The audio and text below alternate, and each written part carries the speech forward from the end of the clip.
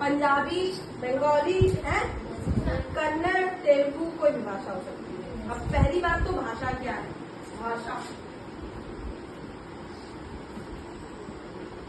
भाषा क्या है? भाषा वह माध्यम है, जिसके द्वारा हम अपने विचारों को स्वयं से दूसरों तक पहुंचाते हैं। इसे ही भाषा कहा जाता या इसको संप्रेषण भी कह सकते हैं। संप्रेषण, अपनी बात को दूसरों तक पहुंचाना ही कम्युनिकेशन कहलाता है। ठीक है, कम्युनिकेशन भाषा का ही हिस्सा है। ठीक, तो जैसे चाहे इंग्लिश हो और चाहे हिंदी हो, तो कोई भाषा के दो भाग होते हैं। ठीक है, एक होता है व्याकरण और दूसरा होता है साहित्य। अब इंग्लिश में भी यही व्याकरण को हम ग्रामर कहते हैं और साहित्य को क्या कहते हैं? लिटरेचर।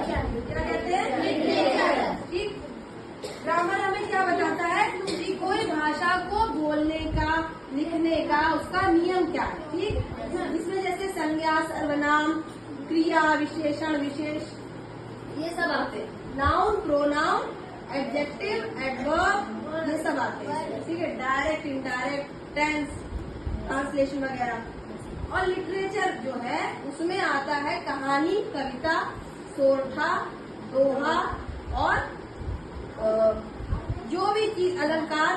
ठीक है, ये सब चीजें, वो चीजें जो भाषा को सजाने के काम आती है वो साहित्य में आती है।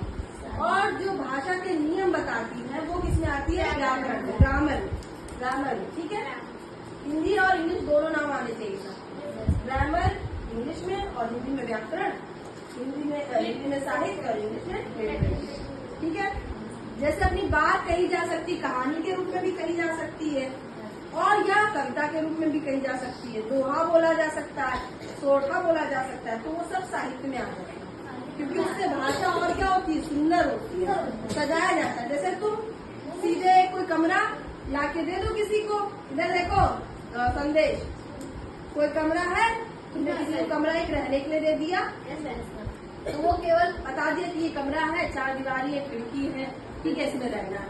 ये नियम हो गया उसके कि दरवाजा इधर से निकलना है, खिड़की उधर है, कितने बजे आना है, इतने बजे जाना है, तो वो व्याकरण हो गया मान लो। ठीक है, लेकिन वही कमरे को हमने रंगाई पुताई कर दी और उसको सजा दिया तो वो देखने में और ज्यादा अच्छा लगने लगेगा, तो वो साहित्य हो जाएगा। क्या हो जाएगा?